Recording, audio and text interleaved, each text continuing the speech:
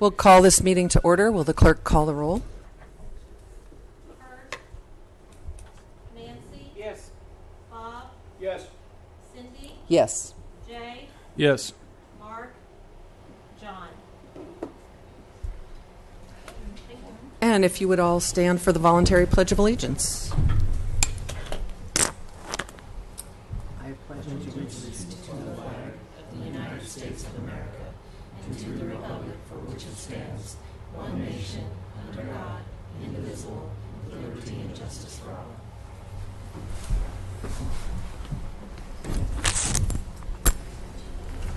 And I need a motion to approve the minutes of June 15th.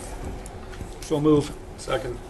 It's been moved by Bob Lynn, seconded by Jay Stanton Greger, that we approve the minutes. Is there any discussion or changes? Hearing none, all those in favor say aye. Aye. Aye. Opposed? And the approval of the minutes passes. The next item on the agenda is amendment and approval of the meeting agenda. Do I have a motion to approve? So moved. Second. It's been moved by Jay Stanton Greger, seconded by Bob Lynn, that we approve the meeting agenda. Is there any further discussion on that? Hearing none, all those in favor say aye. Aye. Aye. Opposed? And it is unanimously approved. The next item on the agenda is public hearings and bid awards. And we have an approval to award purchase of an Alltech AT40G service truck for the Borough Electric Department from Alltech Industries, utilizing the National Joint Purchasing Alliance contract for an amount not to exceed $139,633. And we have a recommendation from Public Works Director Carl Hagerman. And is there anyone who wishes to testify on that? And there is no one in the audience, so we will move on. We need to vote on it? I'm sorry. I need a motion to... Second. It's been moved by Nancy Strand, seconded by Jay Stanton Greger, to approve the award of this vehicle from the National Joint Purchasing Alliance contract. Is there any discussion? Just a question for Joe. Is there a reason that you established for the sale of the existing vehicle a minimum of $15,000, or should it be higher? And I was noticing in the narrative. That was a figure that Carl came up with, and I really couldn't speak to that other than when he told me. I told him I thought that would be a good starting point.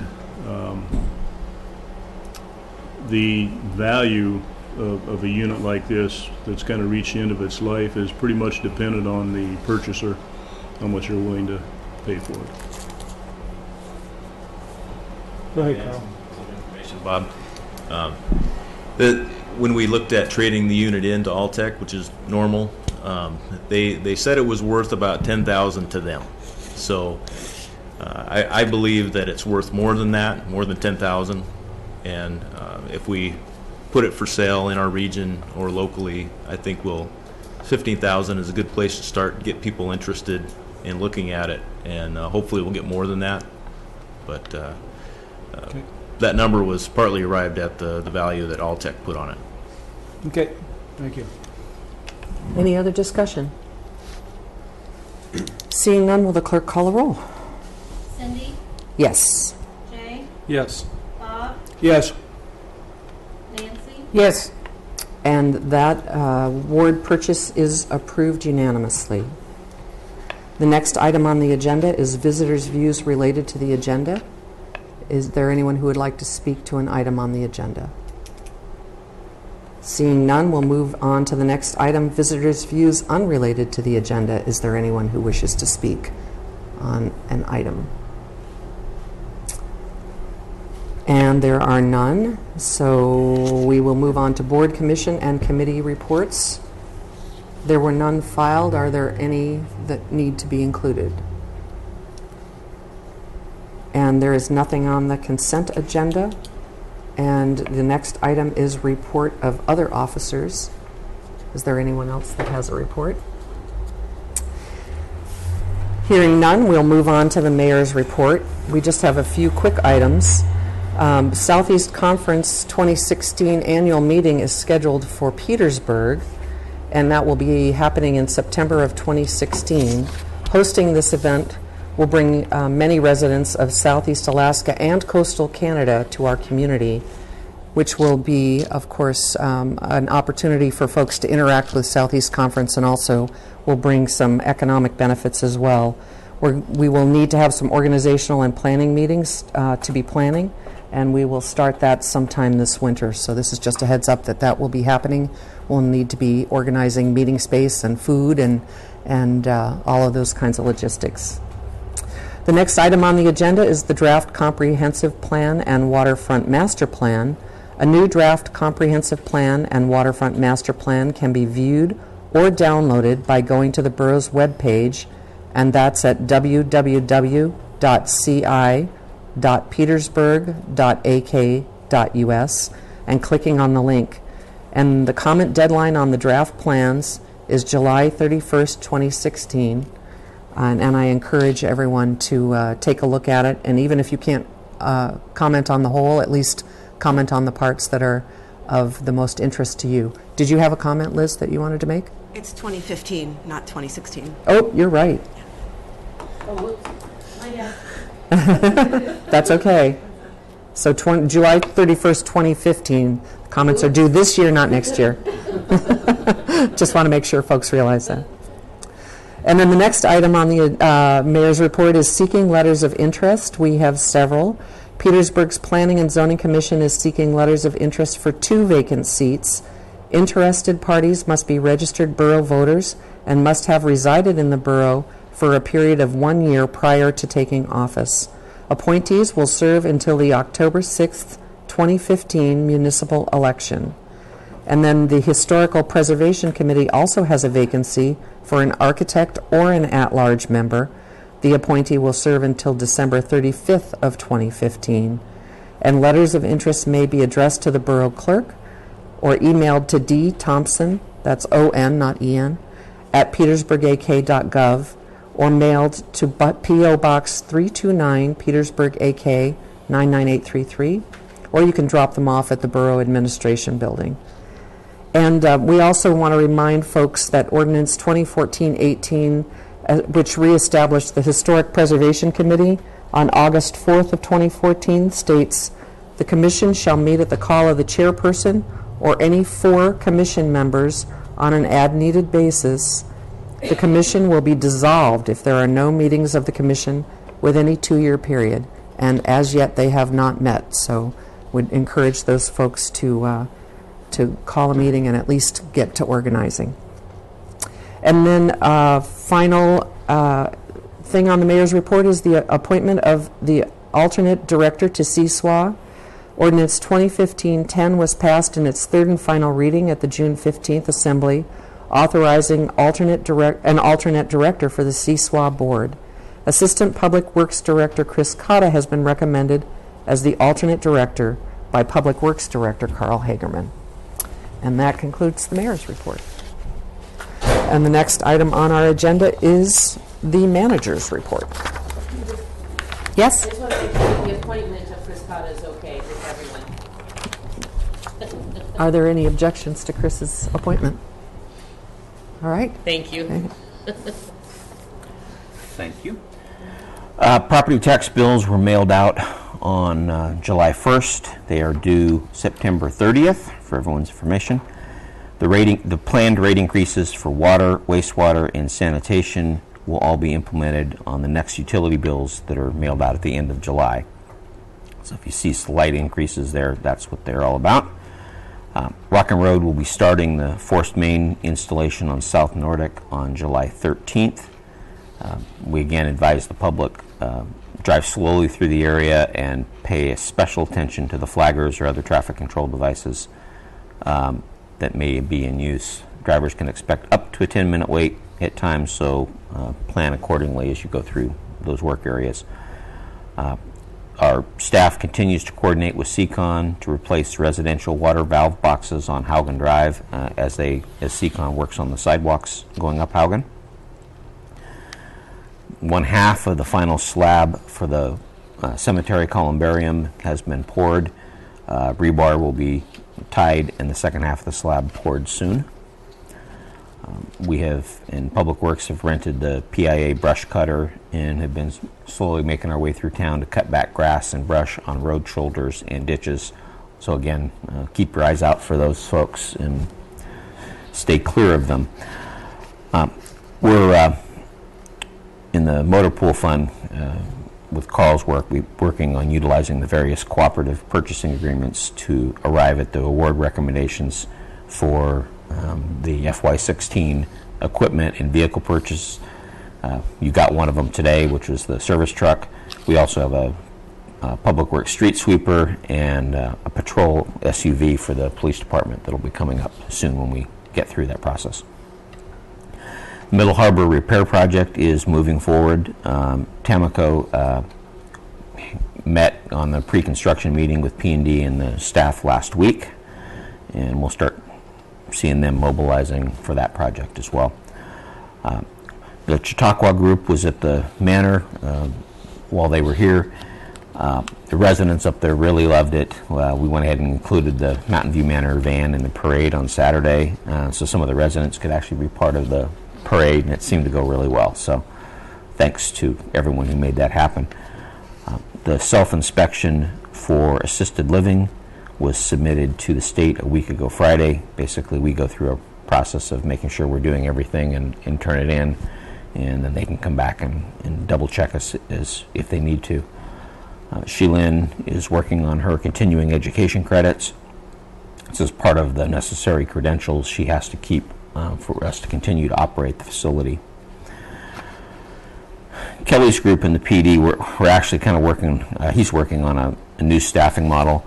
This would basically require some of the officers to serve in a dispatcher capacity to cover gaps on paper, and this new model should increase our efficiency and decrease our overtime costs. So again, we're going to keep working on it as our staffing becomes harder and harder to meet budget numbers. Welcome back. Doc Lopez is back on limited duty. He was out for a little bit, but then he came back and announced he's going to retire July 31st after over 20 years of service to Petersburg. So I want to thank Doc, and we'll do some more of that later for all of his service to the community. Chief Swihart met telephonically with the other jail managers related to the community jail contract, and has been appointed to the representation committee to assist with future planning. This is important. The recent change with the state budget, we lost roughly $150,000 in funding for the community jails, other communities in similar fashions, and this is a committee that's going to try to coordinate between corrections, Department of Public Safety, and municipalities on the needs and how to make this work for everybody. Our Unit 56, which is one of our chargers in the police department, is continuing to require significant repairs and is being phased out. It's the one will be replaced with a mid-sized SUV that we can use for year-round service. One of the things I've asked the motor pool as well as the PD to do is to move away from vehicles that we can't use year-round. Not that we get that much snow, but it happens enough. We need all-wheel or four-wheel drive vehicles so the officers can respond and not be limited on the number of vehicles that can be used. Ryan and Sandy had had a meeting with Alaska Department of Transportation to discuss and review the Petersburg Airport Emergency Plan.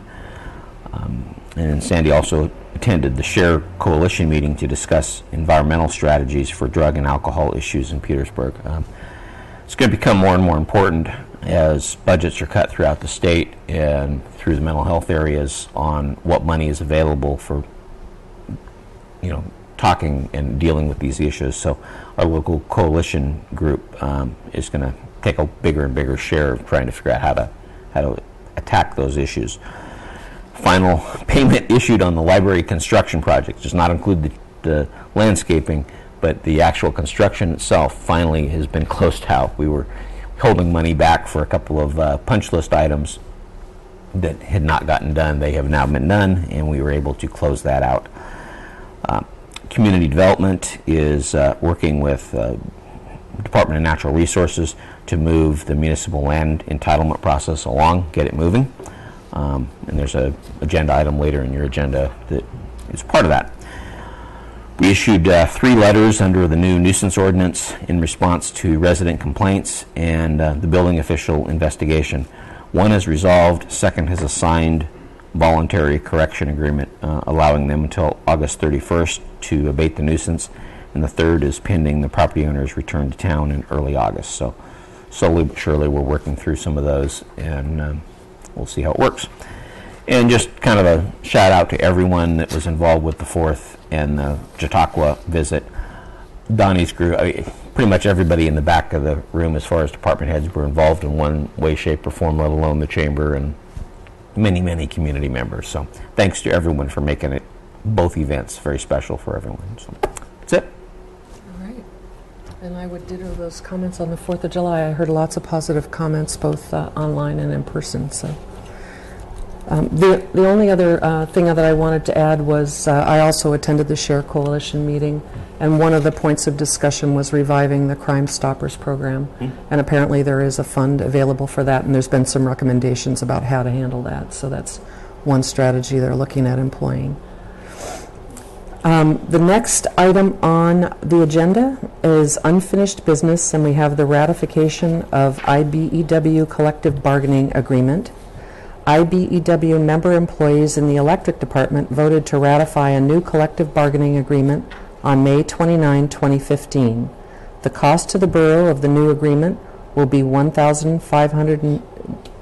I'm sorry. 150. I know, I started to correct myself. $156,292.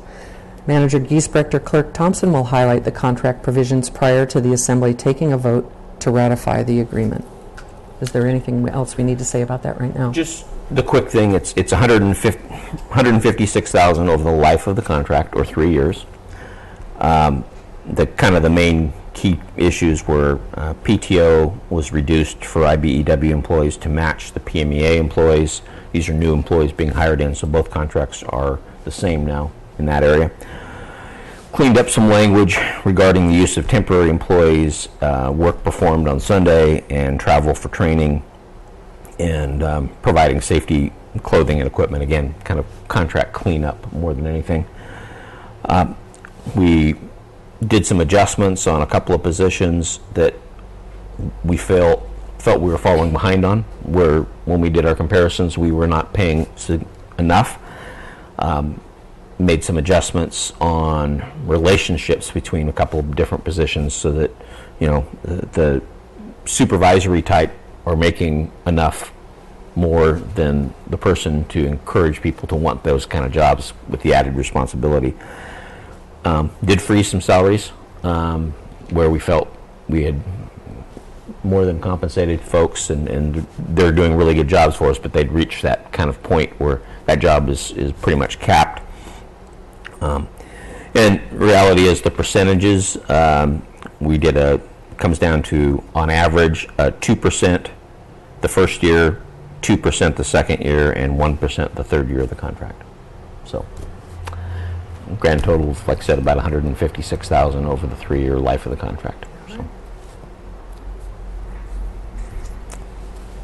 Moving on to... I need a vote on that one, please. Yes, okay. Sorry, I'm sorry. I need a motion. So move. Second. It's been moved by Nancy Strand and seconded by J. Stanton Greger that we ratify the IBEW collective bargaining agreement. Is there any discussion? Hearing none, will the clerk call a roll? Jay, Yes.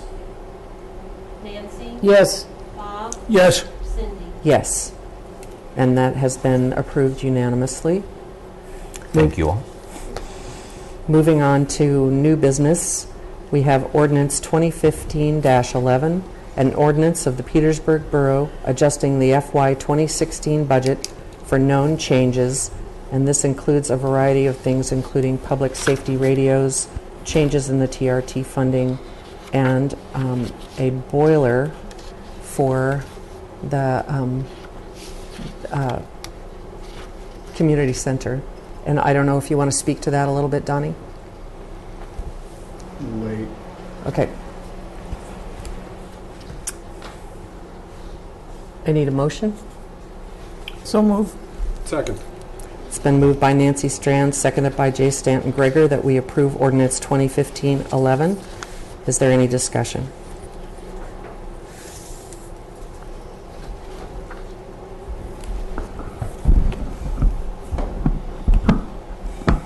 I guess, like, are there any questions about the boiler situation?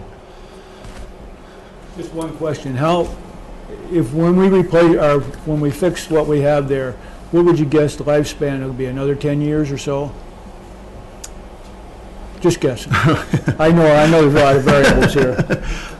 Or should it? Let's put it this way, if everything worked all right. I would truly hope that 10 years would be at least the lifespan of it. But that would be just a guess.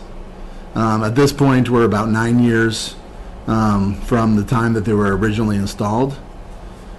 So as long as we don't have any other additional issues like the one that we had that, blew both of the boilers at this point, we should be fine. I mean, really, those two boilers, when they work in unison the way that they're supposed to work, we shouldn't have any issues with them at all. They should be able to hold the load very, very easily. It's just an unfortunate set of circumstances. Okay. Thank you. Spare, may I? Donnie, I know the technician that came up and did the evaluation, did they have any additional recommendations for us that would, help us avoid this in the future, or tell us why it happened? I mean, they have any? According to the report that we have been given, it's pretty vague. The issue that they have found was that there's these connectors that, as the electricity tells it to, I'm sure Joe could probably explain this better than I could, but basically that there's these connectors that when they're told to turn on the, I am burnt today. Anyways, to turn on the actual boilers, the elements, thank you, Joe, they snap together and they run until the system tells them to let go. Well, when he started pulling off those connectors, he found a lot of pitting on those, which that pitting led to them sticking to each other, which then they couldn't let go when they were being told to let go, which then forced all those elements to continually burn and burn and burn, which led to the fire that we have right now. So one of the things that his suggestion came to is to pay attention to those connectors a little bit more. He said he's never seen that before. It's the only thing he can see is that a continual amount of electricity was going through those real fast continually that was making that happen. But without actually watching it happen, those are all guesstimates at this point. Thank you. Any other questions about any of the other budget items? Yeah, just one item there. Joe, on the electrical side of that, the upgrade with your SCADA system, give me a little more explanation of what the idea is. Is this putting money back into your budget, or what? You bet. This, our SCADA system, which is the system that communicates with the hydro, for instance, and all the rest, is in need of upgrade. I was not going to do the upgrade until next year, but some of the key components have begun to fail, and they're no longer off-the-shelf items. They're not made anymore. They're obsolete. So it put us into a bind to get it fixed. So that's why I said premature failure. We were hoping to get through till next year. We didn't make it. And so we're trying to move next year's budget item into this year's. We had $5,000 in this year's budget in this area of work, but the proposal that we got to do the work came in at about $20,000. So we're adding 15 to the 5 in order to cover that. Okay, thank you. Any other discussion? Hearing none, will the clerk call a roll? Nancy, Yes. Cindy, Yes. Bob, Yes. Jay. Yes. And that passes.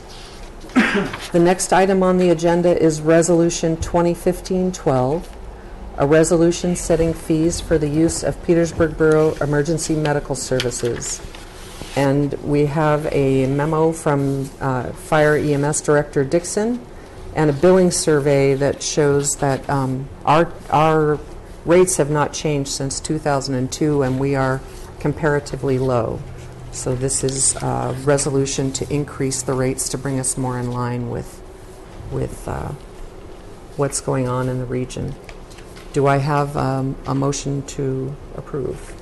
So move. Second. It's been moved by Bob Lynn and seconded by Nancy Strand that we approve this resolution. Is there any discussion? Sure, Jay. Question. Excuse me. What is the average cost of every time the ambulance goes out? It's a really good question. I tried to throw something together. I did not take into account what it costs to store the ambulance in the building. We don't pay the volunteers, so I tried to average the costs we use to train the volunteers, supplies, replaceables, Yeah, everything. multiple Insurance, expenditures, depreciation. that type of Exactly. thing. So I just tried to wing it today because I didn't really have a lot of time. But roughly about $359 a call. Thank you. And follow up. Here's my concern with this following the Medicare reimbursement model is I think it puts a pretty, potentially, especially at the 827.29 mark, I'd say an unfair burden on, let's say, working family who may be paying that out of pocket as opposed to Medicare spending. I mean, definitely I'm glad Medicare people get that service. They don't have to pay for it out of pocket. But again, I think it puts an unfair burden on families to pick up the slack on that. And I don't think I can approve it in this, the way it's written right now because of that. It seems like a lot. And sorry, one more is, that average you came up with, does that include ALS emergent too, or do you have an average for each one? No, all I did was, it wasn't broke down with the type of call. It was basically averaging. We have about 200 calls a year. Sure. And taking all those costs into factor and dividing it. That's all I could come up with. Jody was going to ask to see if we broke down calls, where before we just had a flat rate, so we didn't break them down. We didn't break down transports, standby calls, emergencies. The $800 and something, I don't have that figure Yeah, right it's in all front good. of me. That's the highest one, and if ever we charge that, it would be maybe once or twice a year. And that is for the highest level of care, where we use most of our equipment, most of the volunteers, and then the least call would be a medevac transport or transporting someone from home to the hospital because they're non-ambulatory. Excuse me, and referencing the Medicare allowable was purely because they stay with the national standard, so they do the surveys, they find out what the average cost is of ambulance services to transport and treat patients. And so that was just a term, or is a term used. It was referenced with our billing company, and Sitka Fire Department uses that term as well. So is that any different than if we decided to look at everybody's billing and average that out and pick a number out of the air and say this is what we want to charge, because that's the average cost? So when you say it's a burden to people who may pay out of pocket, is that any different than if we, again, averaged it and said, okay, we want to charge $600? And so by saying Medicare allowable, that would allow us to change the rates, to change either up or down based on the national standard. Does that make sense? I understand. Okay. I mean, I still don't agree with the premise of Right. it, but I definitely understand. Thank you. Okay, and then one more thing, and I'm Of not course. promoting either direction. Obviously, we need to raise our rates, but at the $300 that we're currently charging, if we just transport somebody a half a mile and don't use anything, or we use absolutely every piece of equipment and transport them 30 miles, currently they're being charged exactly the same rate. So is that fair to the person that we don't give very much care to versus the person we use everything and throw at them? They pay exactly the same rate. So hence the varying rate based on level of care. Absolutely. I hear where you're coming from, Okay. and I don't want to be advocating for not adjusting our rates. Right. I think I agree with you. We need to. It's been a while. Yeah, agreed. Cost of, insurance depreciation, et cetera, has gone up. I think where I'm coming from is I'd like to see it done, I think, more accurately. It just seems a little bit loose to me at this point. But again, I take your point. Well taken. Oh, and I'm sorry, I don't understand what you mean by more accurately.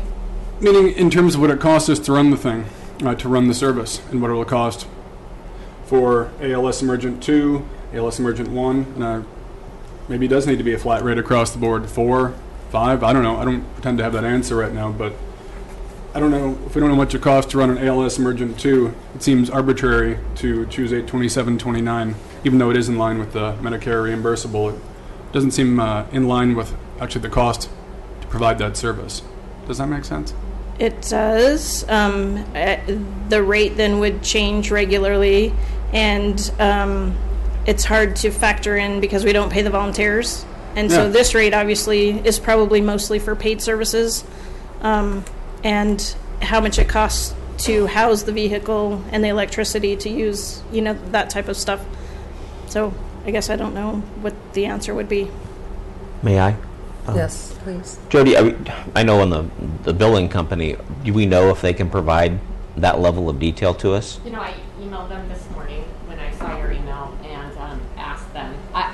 I'm assuming they do break it out because they bill all the insurance companies and they probably have to label what type of call it is.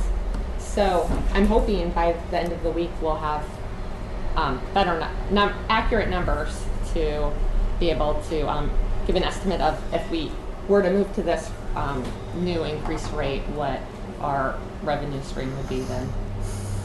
Could you, would it be possible for you to work with Sandy to, Yeah.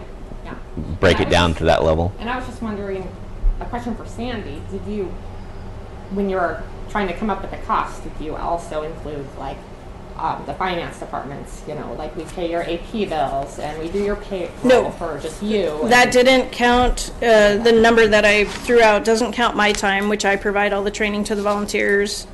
It doesn't count the time that I spend restocking the ambulance and sending stuff to the billing company. It does not count what we pay the billing company for their fee, which is 10.5% of what they collect, and or 5%, whichever is greater. Again, not the building. That doesn't include liability for providing the ambulance service or workers' compensation for the volunteers. Those were numbers I just didn't have at this point. And I know Jody can do a little better with what we've paid Omni, the billing company, which we have to do because they're helping us collect more money than we collected before, and keeping us on track. So it was a very loose number, the 369 or whatever number I said, 359 per call. So we can come up with a little better number, but it would be really hard based on the fact that we were just charging a flat rate before. And sorry, one more. It would be hard to charge the amount of equipment not knowing what we would use on a call. So we've talked about charging consumables before. So if you use a monitor, if you use AED pads, if you use a Band-Aid, if you use oxygen, if you start an IV, that type of thing. And that's why just this average, super rural, that's what we're classified as for the type of community that we are, that Medicare allows to charge. So. Yes, Bob? I'd like to see us look at what I'll call a multi-tiered system. If you were to have to do something at my place, you're going to use the harbor boat, you're going to use multiple systems in order to do it. I'd like to see us look at something that looks at those costs also, of using that boat to transport people back to, you know, someplace where you can pick it up with an ambulance versus just doing something here on the road system, or even going to the end of the road system, or even, for instance, when you go to Kupernoff to bring somebody across, you know. I think we really need to look at some kind of a multi-tiered system to do it. And I think we ought to look at, or we ought to make some estimate of what our actual costs are to do that type of thing. And I think most folks outside understand that, you know, there is a higher cost when you bring you have to bring somebody in by boat and so forth. And I'd really like to see us, you know, at least yourself and some others, look at some of those, a multi-tiered system that looks at those various factors, those various cost factors to put in there. I think it would make more sense to me, anyhow. Can I? Yes. We did talk about doing that, especially before we were a borough, talked about resident versus non-resident fee, on island versus off island, and the cost that we incur. At this point, I'm not sure that we can charge for the boat through the insurance company. We asked a few years ago if we could do that, or if it has to be a separate cost, because it's not a certified ambulance transport vehicle type of thing. So that would be an out-of-pocket expense for someone. And I know Glow would looked at charging people when we use the boat to go pick someone up. I guess my only issue, which is why we were doing the flat rate before, I think it was like $75 before it went to $100, and then it was $100 forever, and then it went to the $300, was because it's a volunteer system. We only have 2 paid staff. I'm the only one that deals with the ambulance stuff. Jody's got her stuff. We have a billing company now, but they have other clients, and we don't pay them very much. And so if you break it down too much, who's going to track all of that stuff? So you're going to lose track. And so I'm, again, not dissuading it. If that's what you would like to do, I will absolutely pursue it. And we can come up with a little better number of what it costs to go. And it would have to be an average cost, because each run's going to be different. Because we currently don't charge for mileage. And so each run you would add mileage into it. So. Yeah, I'm not arguing what that should be, but I do think we need to have some better costs on that. And even using the harbor boat, I'm to transport and so forth, there is a cost associated with that. Agreed. Would the assembly be comfortable with deferring, tabling the vote and allow us some time to pull some numbers together, more numbers together? Yeah, I was going to go ahead, Nancy, I think. If Medicare does a rate study nationwide, would any study that we did here just be duplicating their research? I mean, if some other group has studied these things, would this just ours be is more redundant? Local, theirs is more average nationwide. And so if you look at the survey that I provided to you, I just tried to pick communities around Southeast, and then the ones that Steve suggested that we use as comparable communities. Some of them I got responses, some I didn't. And currently we're way under that. Some are higher than ours. And even if we went up to their rates, then we're going to be revisiting this again. So how often do we look at this, our community? I don't know.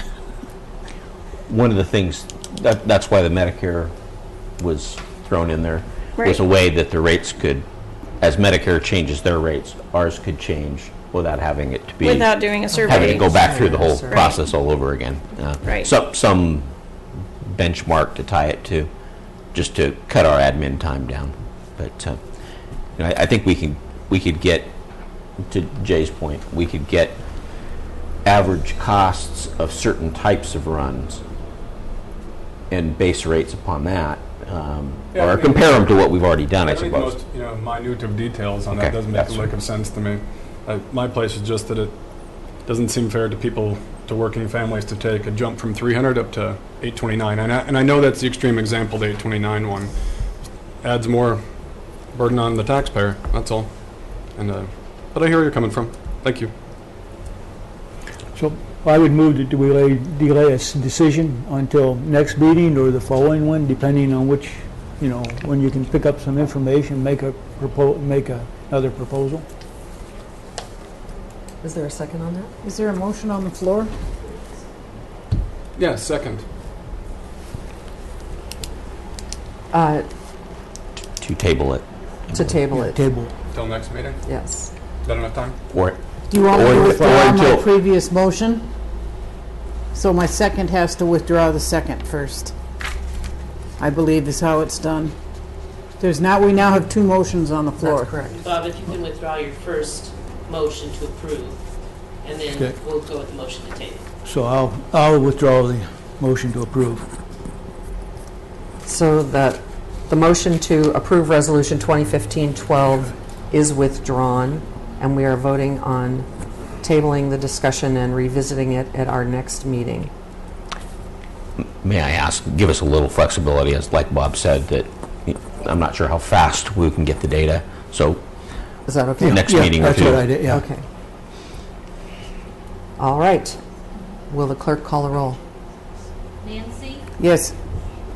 Cindy, Yes. Bob, Yes. Jay. Yes. And that motion is approved to gather more information and present it at a later date as far as setting fees for emergency medical services in the borough. Moving on to Resolution 2015-14, a resolution to temporarily change assembly meeting times for the 2015 summer months of July and August to noon. At the June 15, 2015 meeting, Assembly members discussed the idea of temporarily changing all Assembly meeting times for the summer months until noon. So moved. Second. It's been moved by Jay Stanton Greger, seconded by Bob Lynn, that we approve this resolution. Is there any further discussion? I think I'm probably the only one that's not excited about it, but I can work with this. All those in favor? Aye. Aye. Opposed? So we are meeting at noon for the remainder of our July and August meetings. Resolution 2015-15 is the next item on the agenda, a resolution appointing a municipal land selection agent. And Steve alluded to this in his manager's report. The Alaska Department of Natural Resources requires appointment of an authorized agent to act on behalf of the Petersburg Borough for land selection under AS 29.65.030. The borough staff recommends Community and Economic Development Director Liz Cabrera for the appointment. Do I have a motion to approve? So move. Second. Nancy Strand moves and Jay Stanton Greger seconds that we approve this appointment. Is there any discussion? Hearing none, will the clerk call the roll? Nancy, Yes. Bob, Yes. Jay, Yes. Cindy. Yes. And thank you, Liz. The next item on the agenda is Resolution 2015-16, a resolution authorizing the rebuild of Parks and Recreation Boiler Number 2. And we talked about this earlier. Parks and Recreation Director Hayes is requesting authorization to enter into an agreement with Combustion Control for the rebuild of Boiler Number 2 at the Aquatic Center prior to the third and final reading of Ordinance 2015-11 and Ordinance adjusting the FY16 budget for known changes, which includes the transfer of $20,998.76 from the general fund reserves to the Parks and Recreation budget. Do I have a motion to approve? So move. Second. It's been moved by Nancy Strand, seconded by Bob Lynn, that we approve this resolution. Is there any further discussion on this item? I think we probably covered it pretty thoroughly before. Will the clerk call the roll? Jay, Yes. Bob, Yes. Nancy, Yes. Cindy. Yes, and that motion, that resolution is unanimously approved. And the next item on the agenda is any communications, if anyone has any communications to report. And the next item on the agenda is assembly discussion items. And we have recognitions is the first item on the agenda. And I know Steve has mentioned it, but I also want to thank the borough staff for how well everything seemed to go during the 4th of July, and all of the volunteers who helped make things happen and the vendors who were out there. It was and Mother Nature. It was great weather. It all in all, it worked out really well. It was a lot of fun. Are there any others? Nancy? I'd like to recognize favorably everyone who uses their turn signals when they approach the flagging stations. The flaggers may be as close to God as you're going to get on a construction site, but we cannot read minds. And as far as I know, overusing your turn signals does not cut short the lifetime of your vehicle. So Very thank good you for point. using your turn signals. Donnie. Yes, Donnie. Just one recognition. The 4th of July committee over the years was headed by Ken Slavin for many, many years. And on Saturday morning, I got word that the Sioux passed away on the 4th of July. And I just wanted to recognize their family and the significant help that they've always been to the 4th of July. Even now, they constantly are helping us with new events, storing equipment, letting us borrow equipment. The trading union itself is always very, very supportive. So the 4th of July committee just wants to give our condolences to their family and just wants to recognize them for the constant help and support that they give to our community. Thank you.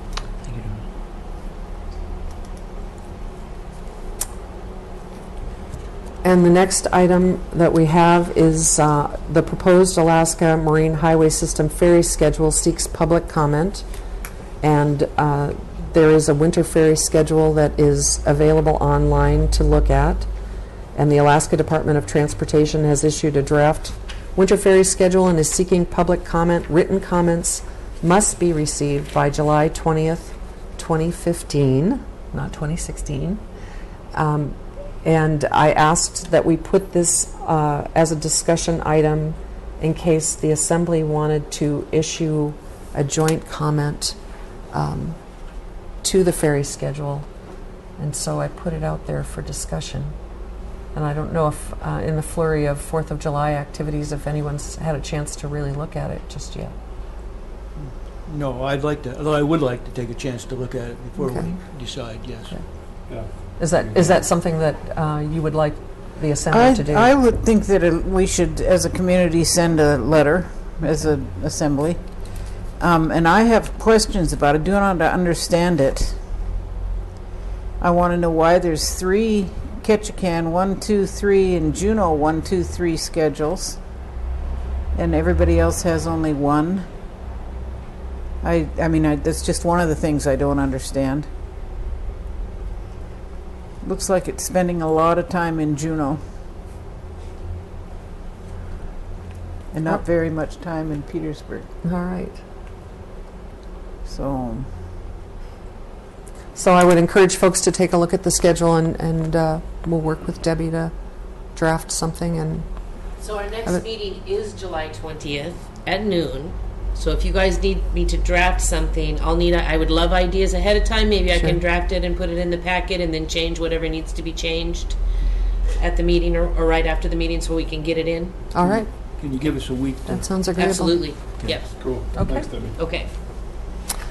And the last item on our agenda, we're missing Kurt, but it is to adjourn. I need a motion to adjourn. So moved. Second. And we are adjourned. Thank you.